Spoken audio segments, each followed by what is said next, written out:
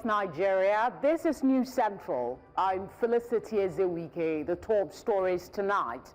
President Tinubu assures Nigerians of economic rebound as he joins Muslim faithful across Nigeria in celebrating Eid al-Adha. It is official. After days of speculations, Akwa Ibom State Governor Umaru finally dumps PDP for the ruling APC. And Tesla loses $152 billion in market capitalization as CEO Elon Musk trades jobs with President Trump after both fell out over spending bill. In business, CBN says Nigeria's economy shows promise as it grows 6 months in a row. In sports, it's honors even in Moscow as Super Eagles of Nigeria forced Russia to a draw in an international friendly played today. Tonight begins now.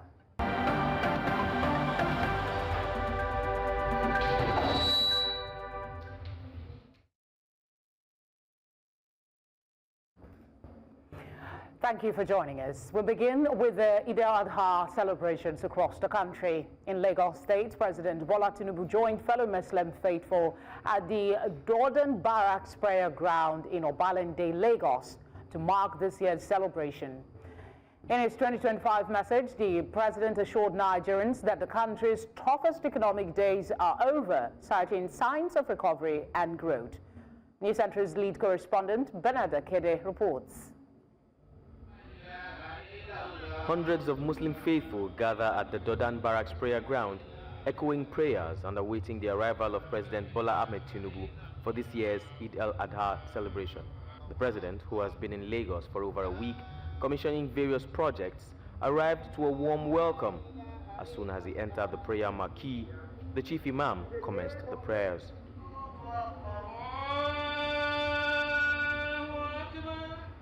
In his sermon, the chief Imam called on Nigerians to embrace the spirit of sacrifice and extend generosity to the less privileged, not just during Eid, but as a way of life. Today, the significance is about this. The Prophet Ibrahim alayhi salatu wasalam, Allah instructed him to sacrifice his son. Later, Allah redeemed that son with a ram. And what is this telling us? It's about sacrificing life. Sacrificing life is germane. For you to achieve any progress, meaningful progress, you must sacrifice. After the prayers, it was time for the president's Eid message. Representing him, former Lagos State Governor Babatunde Fashola addressed the congregation, offering words of hope. That he recognizes the sacrifices that all of us are making, he does not take them for granted, and that all will be well because the sacrifices will not be in vain. He has asked me to urge you, all of us, to continue to be law-abiding, brothers and sisters keepers, and to be peaceful so that we can see the light at the end of our sacrifices. President Tinubu later spoke briefly to journalists, urging citizens to remain patient and united. He acknowledged the challenges, but stressed that the nation is on a path of progress. We must come together, be one another's brother's keeper, give your neighbors, love everyone equally. We must pray hard for our troops who are keeping us safe, making the sacrifices in the challenges that we face in terrorism and banditry today. We must pray for them specifically, and we must remember their sacrifices and continue to be of good behavior. Other worshippers also shared their thoughts on the significance of the celebration. What we should do is to come together as one and avoid anything that will cause acrimony between us, and positively work towards moving the country forward. As the crowd dispersed to begin their Eid festivities, the central message of the day rang clear: sacrifice, unity, and hope for a better Nigeria. In Lagos for News Central, Bernard Akede. In the heart of Nigeria's capital, Abuja, specifically the Lugbe environs, where Muslim families are commemorating Eid al-Adha, the festival of sacrifice. One Muslim family says that it is a time of devotion, family, and community. News Central's correspondent Aishat Salihu spent the day with this family, offering us a glimpse into their cherished traditions and joyful festivities. The air in Lugbe is thick with anticipation and joy as Muslim families across Nigeria observe Eid al-Adha.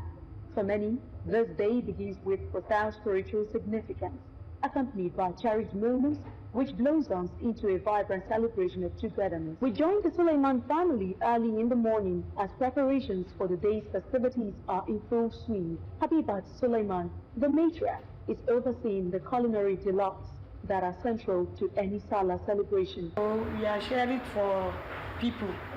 So even the one where we never cooked to, we share it. As we go Eid al-Adha, come back, and we see the happiness with others, with our children too. I'll show my neighbor love. A cornerstone of Eid al-Adha is the sharing of meals and hospitality. This family, like many others, believes in extending their warmth beyond their household, emphasizing the communal aspect of Salah, strengthening family bonds and neighborly ties. What you do as a Muslim, as a good Muslim, let me say, you have, as we have our family, immediate family, we have friends and family who are even close to us, that when you slaughter, as you are eating too, you extend to them and let them be happy too. Not only the meat, even the food we eat too, you extend to them so that they will be happy, just the way you are happy. For the younger members of the family, Eid al-Adha often means new clothes, delicious treats, and the exciting prospect of visiting friends and loved ones. We spoke to 9-year-old Rahama, one of the children, about what Salah means to her. For the celebration of today, that is Eid al-Mubarak, my mom bought me henna. I went to plait my hair. My mom bought me shoes, she bought me clothes again, and she made me to draw my henna on my hand. We are celebrating this day because of one of our prophets. So, and it is very fun celebrating with your brothers and sisters, having fun together.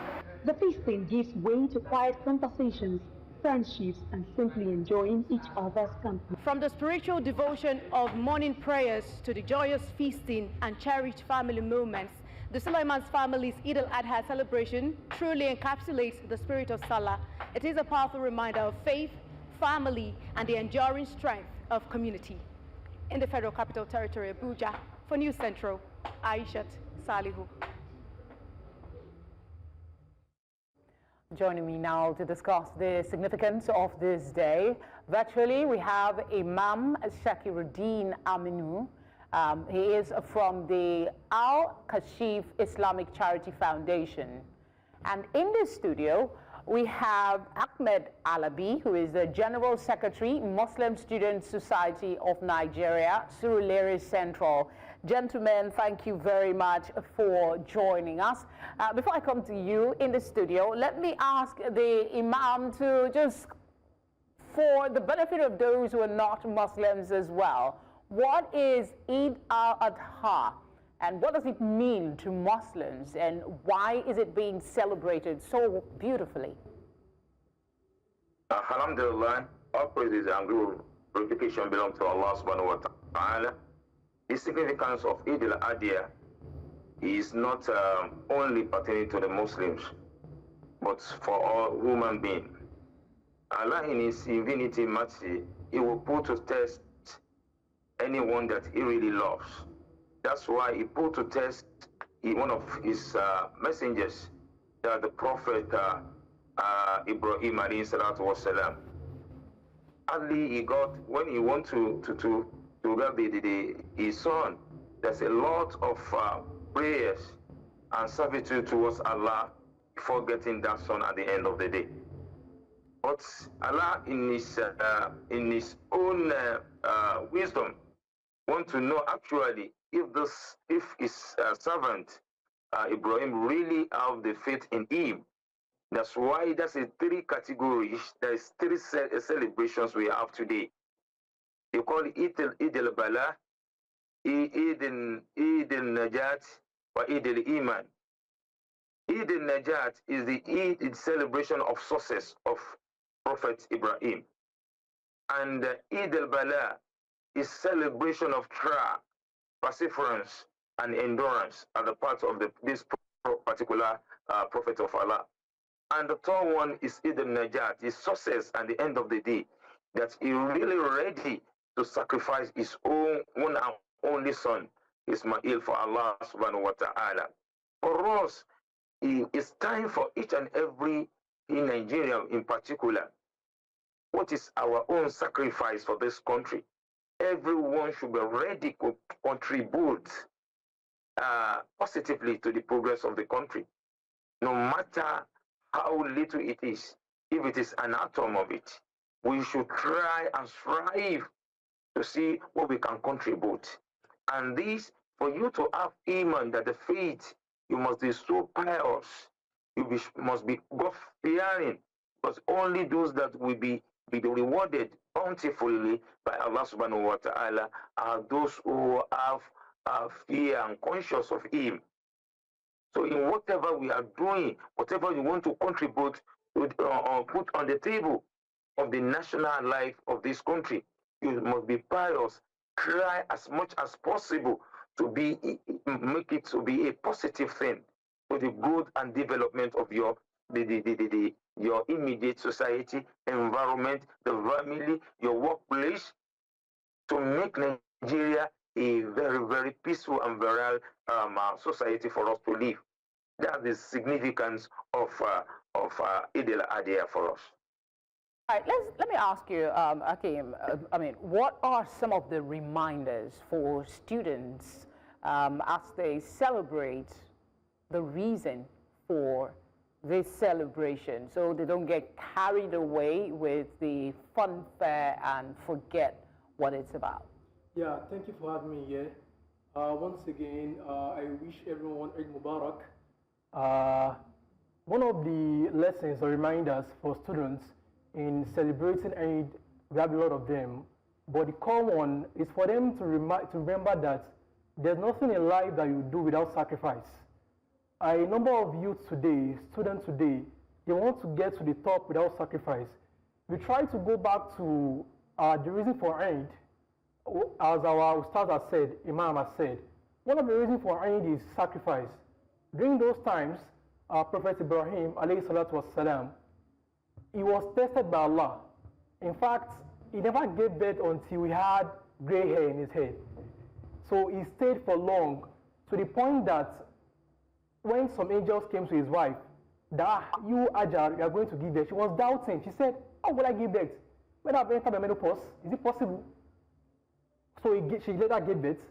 After giving birth, suffering for long, waiting for long, Allah now called him one day, "Oh, you Ibrahim, the child I gave you, sacrifice him to my cause." He's trying to test him. He's trying to see his resilience in his cause of Allah. Then what did he do? He rose up, he called his son, "Oh Ismail, Allah said I should sacrifice you. What is your thoughts?" Two things. One, he consulted his son. Then secondly, he went ahead to go with the sacrifice. Then he went ahead, when he was trying to sacrifice him, Allah tried to call him back. "No, Ibrahim, I'm just trying to test you, and you pass this test." So one of the core reminder for everyone out there, particularly students, is that you must go through some sacrifices in the course of academic pursuits. If you don't sacrifice, you will not know the importance of what you've been given. You want to get 5.0, you must sacrifice something, burn the candles and the likes. Thank you. All right, I still have more questions for you gentlemen, but let's just go on a quick break, and when we come back, we'll be asking about how not just Muslims, non-Muslims can participate in these celebrations. Stay with us. Okay, I have a question for you, Imam. How can non-Muslims respectfully participate in or show appreciation for the celebrations in their various communities?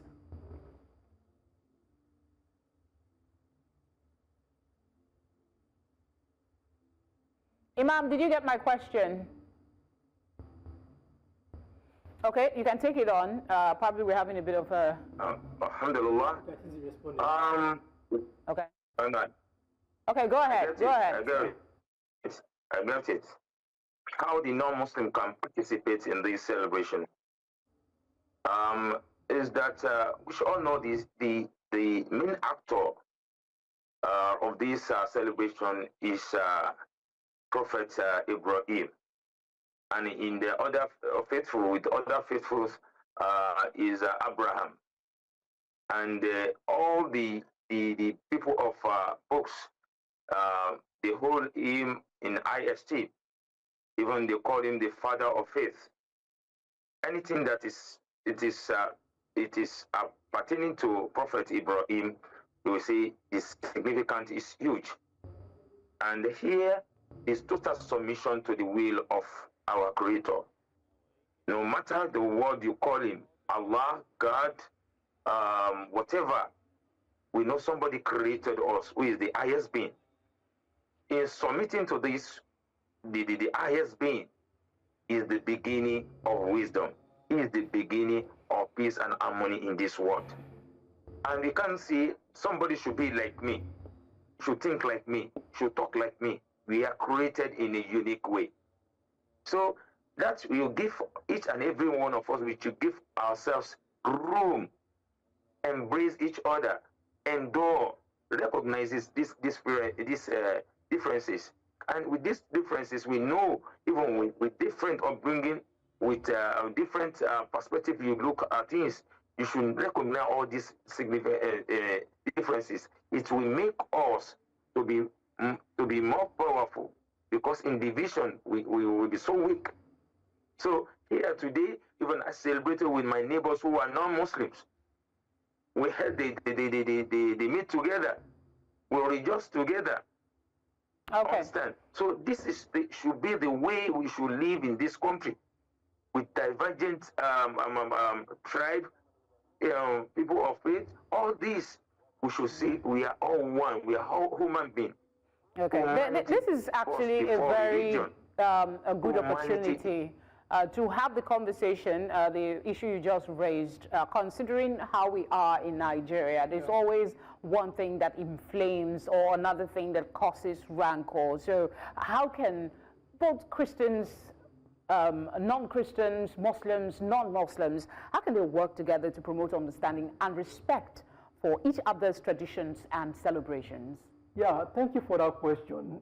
First and foremost, I would like to note that for each and every aspect of worship in Islam and essentially in Christian, the core goal is to create unity.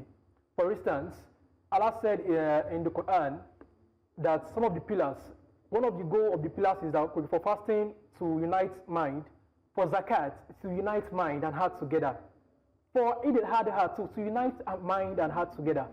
So if you see that, if you try to look at those practices that we do in Eid al-Adha by slaughtering ram, giving to people, in psychology, when you give out gifts, people tend to like you. They tend to come to you and unite together. So I believe by trying to understand how each of these acts work in either Muslim, Islam, or Christian, or other religion, we can both unite together in doing those things collectively. So it wouldn't be nice if someone, maybe my neighbor, a Christian, and I offered someone a meat and you're saying, no, I don't like it. Maybe a sacrifice. Funny, I used to look forward to celebrations like this because there's a lot to eat and drink. A lot to eat. So have you tried to learn about the sacrifice? What's the reason for it? So when you accept from me, then you give me as well, we eat together.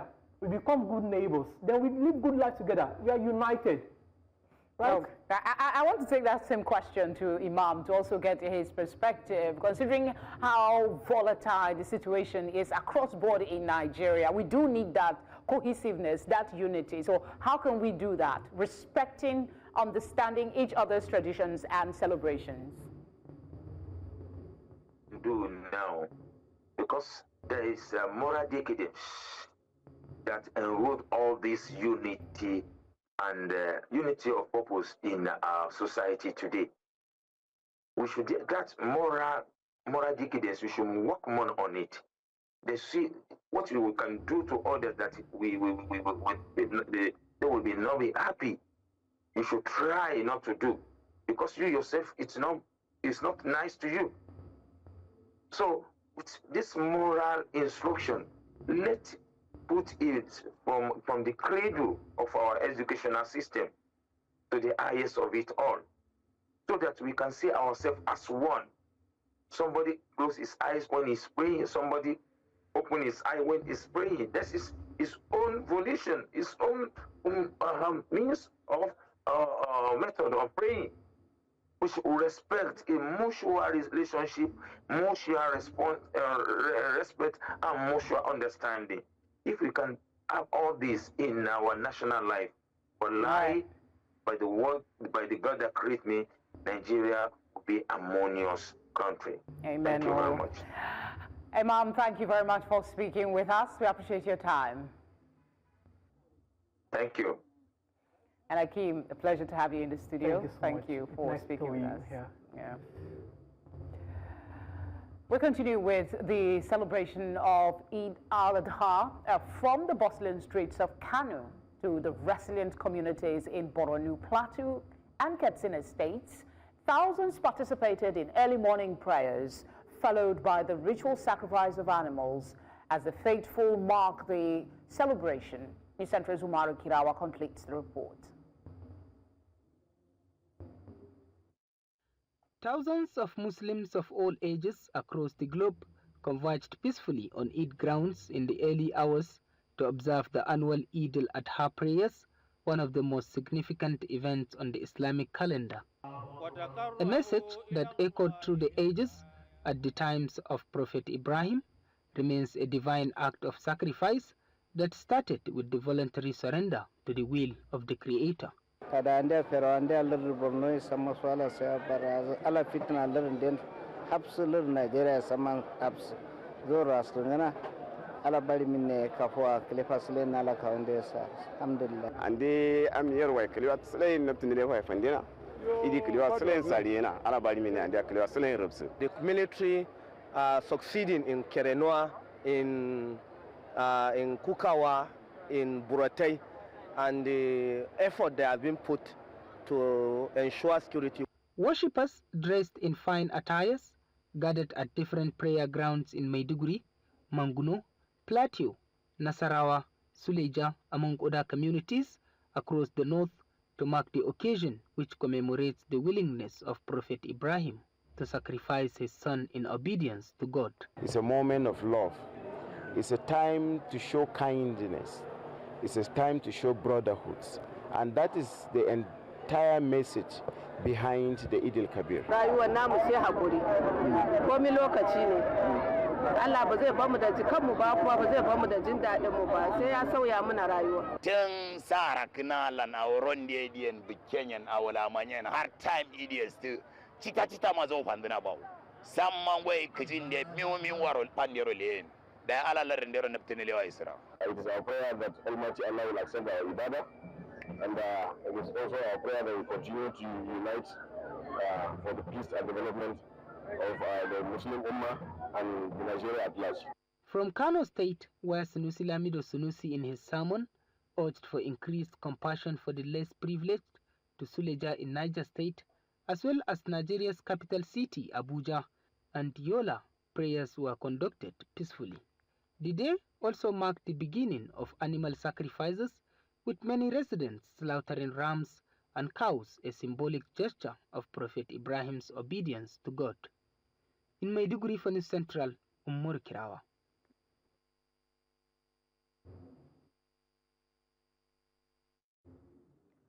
Muslim faithful in Edo State paid an annual Salah visit to the state governor, Senator Monday Okpeholo. This is in continued drive to promote peaceful coexistence in the state. News Central's Israel Eferobor has more.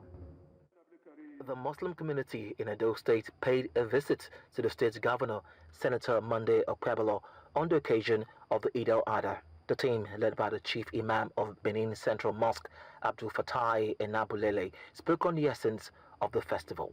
Senator Monday Okpeholo, ably represented here by his deputy, Right Honorable Dennis Idahosa. It is my singular honor and privilege that I am addressing you on behalf of the Muslim communities on this joyous and glamorous occasion of the celebration of the Festival of Sacrifice, otherwise known as Eid al-Kabir Festival.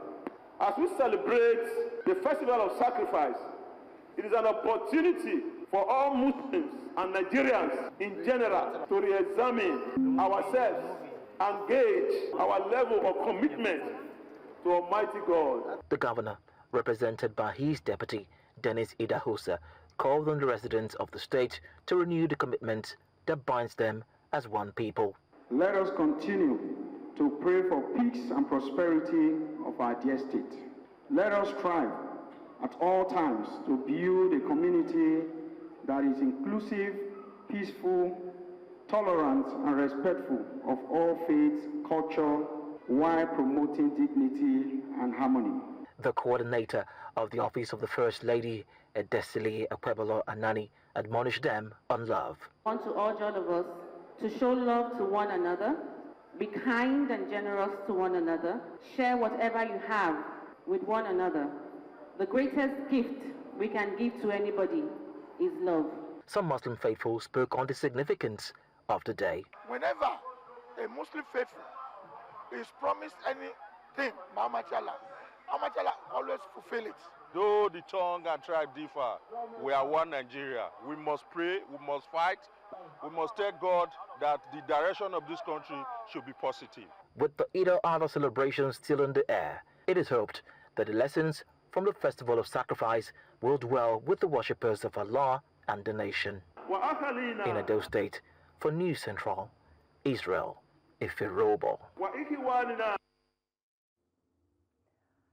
Governor Umaru of Akwa State has officially defected from the People's Democratic Party to the All Progressives Congress.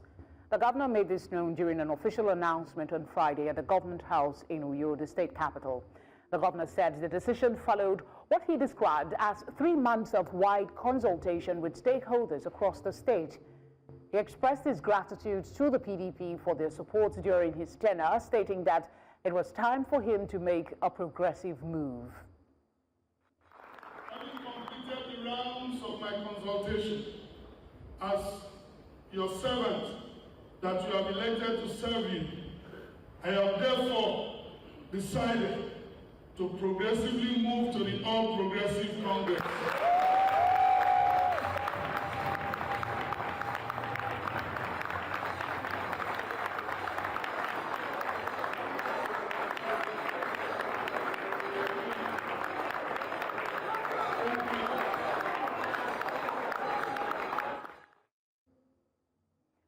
Fred Nzako is a political analyst and legal practitioner. He joins me now for his perspective on the defection of the governor. Thank you very much for giving us your time. He has made good his plan. I mean, it was rumored, there was speculation, now it's a reality. But let's look at the reason for his defection. He cited his admiration for President Tinubu and the need for Akwa Ibom to align with the center. Are these sufficient reasons in the most practical sense? Okay, please check your device if it is muted, because I can't hear you.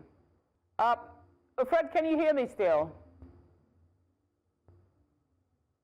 Okay, maybe we'll take a short break and try and sort the audio with that, or just try and sort that audio and come back. But for now, let's tell you that stakeholders in Nigeria's technology, media, and telecommunications sector gathered in Lagos for the 4th edition of the TMT Business Series, an exclusive high-level forum focused on policy, innovation, and investment in the digital economy. The event, convened by commercial law firm Duale Ovia and Alex Adedipe, brought together government officials, entrepreneurs, regulators, and investors to explore strategies for building a sustainable and scalable digital ecosystem in Nigeria. News Central's Sewese Anyo has the details. Welcome to the 4th annual TMT Business Series. The 4th annual TMT Business Series 2025 hosted by Dwele Olivia and Alex Adedipe, brought together top stakeholders in Nigeria's digital economy, including policy makers, investors, legal experts, and tech innovators. There is no future for Nigeria without the digital economy. Because for us to truly leapfrog productivity across key sectors, we must prioritize investment in digital infrastructure. It's an important event, and it speaks to the role of the digital economy in ensuring that that goal that we have, we can achieve it by strengthening all of our critical sectors. Themed Beyond the Frenzy, Building the Infrastructure for a Digital Nigeria, this year's event focuses on critical issues such as innovation policy, tech sector regulation, and digital profitability. Today we have enough legislations, I would not lie, but in terms of all the necessary support that would make those innovations, those regulations, sustainable and scalable in the long term. So we are hoping that the conversations today will serve as a starting point. The dream of a prosperous Nigeria that we all have, it's only going to come when we allow businesses to thrive. Right? This is the reason why, though it was difficult, we had to ensure that decision was taken to keep our telecommunications companies alive. Now our expectation of them is, as they now declare profit, that they must invest in equipment to ensure that they can give the best quality of service to our people. Panel discussions and fireside conversations explored the future of Nigeria's digital landscape, addressing issues such as regulatory clarity, access to funding, and the role of legal advisory in business growth. If you can build a business model that enables other people to make money in their own small business, you're going to build a unique combination. 8 out of 9 unicorns in Africa have that business model. Look at your unit economics and make sure that you're driving a lean operation, especially in a market that could be quite volatile. You can't just operate a business in any sector without understanding the legal framework surrounding it. No business operates in vacuum outside of a legal framework. Beyond the panels and pitches, the event created a space for networking, knowledge sharing, and potential deal-making, underlining its value as a premium gathering point for the sector. The business series presents an opportunity for new startups and existing mature companies to assess the landscape and help them improve their processes, tweak their business plans, and take advantage of the opportunities in Nigeria. For the startups that want to grow, they will need to build products that solve real problems today. Problems that people are waiting to pay money for, or people are already paying money for. With Nigeria's digital economy projected to contribute significantly to GDP over the next decade, platforms like the TMT Business Series continue to play a critical role in shaping its direction. In Lagos, for News Central, Sewisi Anya.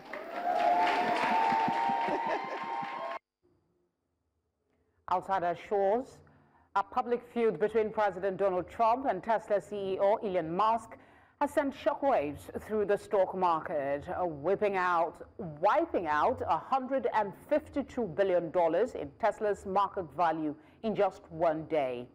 The dispute erupted after Musk abruptly resigned from his role leading the Department of Government Efficiency over his opposition to President Trump's spending bill.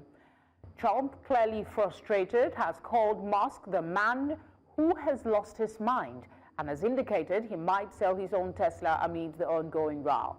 Despite early reports suggesting a phone call between the two was possible, the White House has confirmed there will be no talks.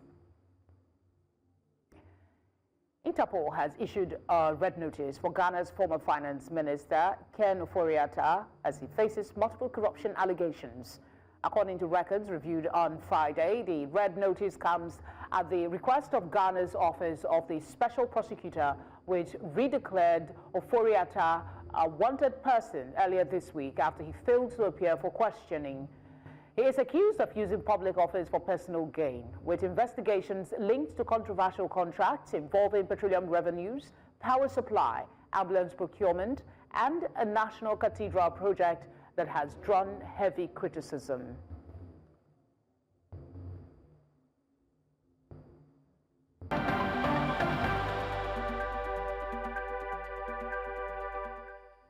Perpetua is here for some business update. Over to you, Perpetua. What are we looking at? Well, we have the economic expansion for 6 months going, so we'll be talking about that and some other stories after this time out.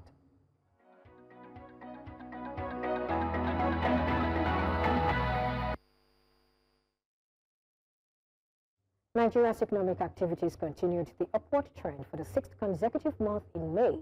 This is according to the latest Purchasing Managers Index report from the Central Bank of Nigeria, CBN. The composite index climbed to 52.1 points, reflecting sustained growth across key sectors, including industry, services, and agriculture. Agriculture led expansion at 53.4 index points, followed by services at 51.7 and industry at 51.6. Within the industry sector, petroleum and coal products saw the highest growth, while paper products experienced the sharpest decline. Of the 14 subsectors monitored, 7 recorded expansions driven by increased business activity. Educational services posted the strongest growth, whereas transportation and warehousing struggled to keep pace. Africa needs to expand its grid-connected generation capacity by at least 16 gigawatts annually until 2050 and allocate between $3.2 billion and $4.3 billion each year to transmission infrastructure to meet essential growth targets. This insight comes from the Africa Finance Corporation's newly released State of Africa's Infrastructure Report 2025. Despite the challenges, the AFC highlights significant investment opportunities in solar PV, gas to power, hydropower, battery storage, and grid modernization. The report further states that with the right investments and policy reforms, Africa has the potential to develop a dynamic, integrated, and future-ready energy system that will drive sustainable growth for the next generation. To the stock markets now, the Nigerian equities market extended its positive momentum this holiday shortened week, closing higher in all 4 trading sessions and kicking off the month of June on a strong note. Now specifically, the all-share index advanced by 2.57% week over week, driven by buying interest in MTN Nigeria, Dangote Cement, First Holdco, Owando, and GTCO.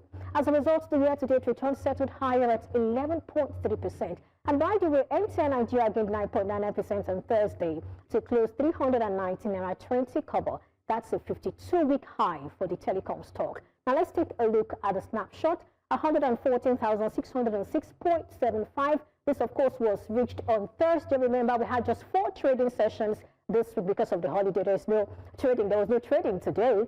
And of course, the percentage change for the week is 2.57%, but you can also call that 2.6%.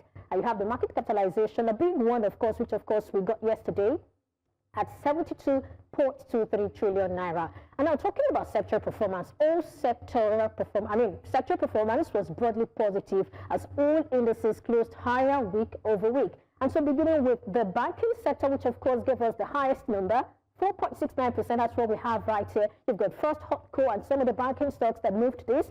For insurance, you have it up 3.36% week over week. This is a weekly summary. And you also have oil and gas right there, 3.33%. Consumer goods, 2.33%. And industrial goods, of course, up 1.18%. And that's an offering for business tonight. I am Perpetua Fasalupita. Tonight continues.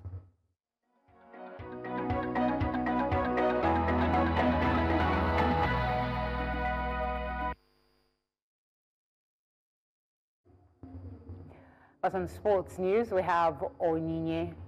Onyinye, good evening. Good evening to you. It's honors for the Super Eagles of Nigeria. They've become 5 games unbeaten under Eric Shell. I'll tell you more shortly.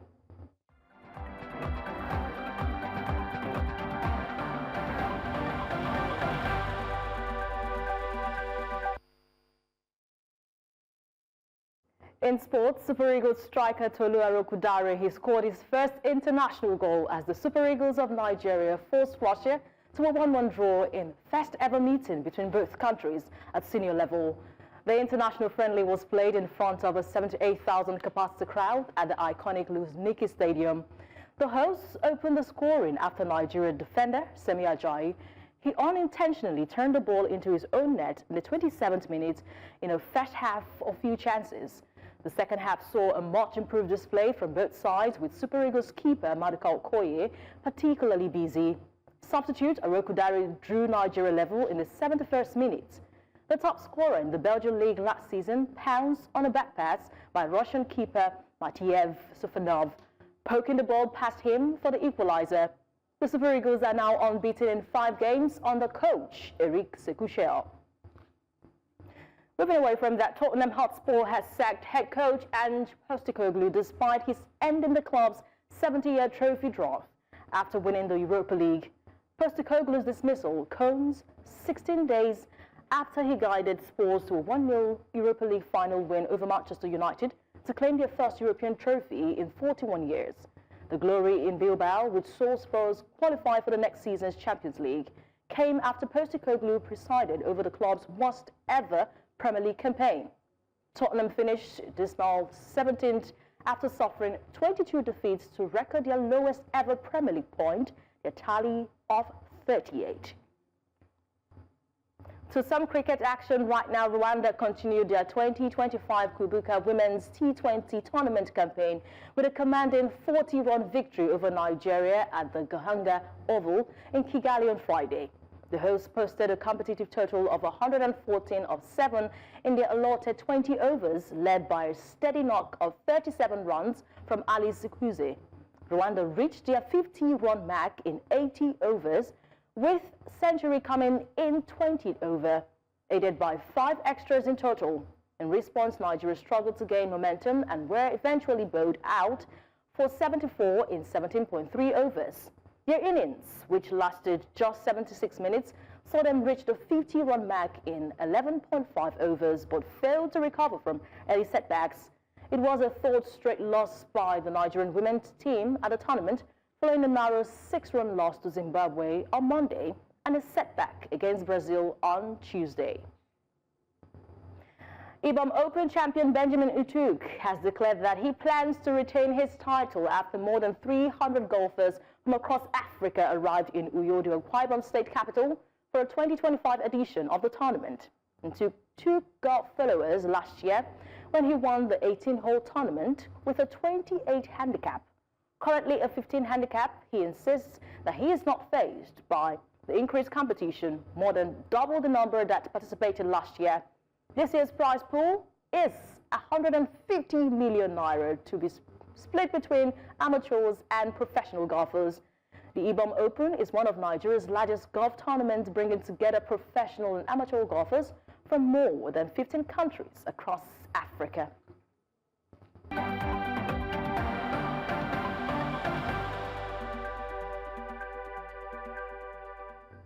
Time for some entertainment stories. What's the latest? Well, I can say that it seems the world cannot do without Afrobeat, because every time these days we're seeing that one of our artists... And I see you smile. And you see me smile. You know, there's something good, but I'll bring you up the details shortly. All right.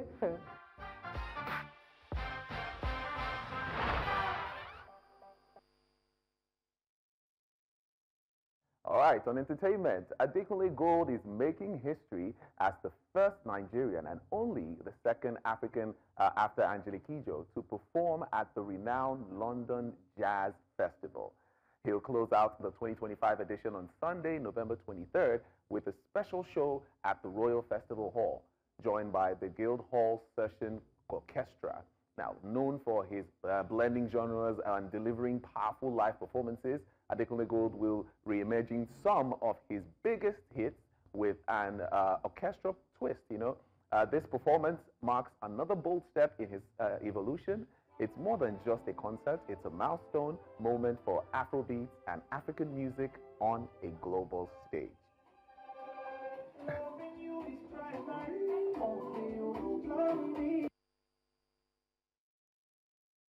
You know, looking at what Adekunle Gold has done with himself, he's evolved, and now he's recreating a brand that is global, and he's still making Afrobeats proud. Love to hear what he sounds like, because, you know, they have to mix it up. They have to mix it up, yeah. It'll definitely sound great. It'll definitely sound great. Now, talking about some controversial conversations, you know, Diddy has been in the news for quite some time right now. A woman who dated Sean Diddy Combs from 2021 to 2024 broke down in court as she described being pressured into drug-fueled sex with male escorts during what she called the hotel nights. She She said these sessions sometimes lasted days, became routine, and that Combs ignored her pleas to stop. At times, she felt scared, numb, and trapped, especially as he paid her rent and used gifts to keep her tied to him. Her story mirrors earlier abuse claims from singer Cassie Ventura. Combs has denied all these allegations, and he's facing the sex trafficking and racketeering charges that could lead him to life in prison.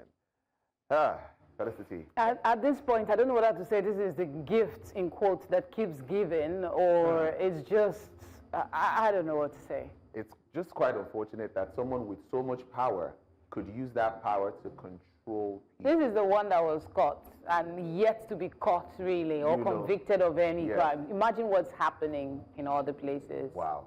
Wow, it's quite unfortunate. But we'll definitely bring the updates as they unfold here. All right, that's all we have on entertainment tonight.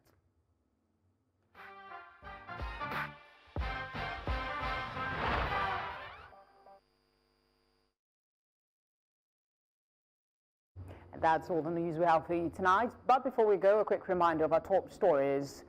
President Tinubu assures Nigerians of economic rebound as he joins Muslim faithful across Nigeria in celebrating Eid al-Adha.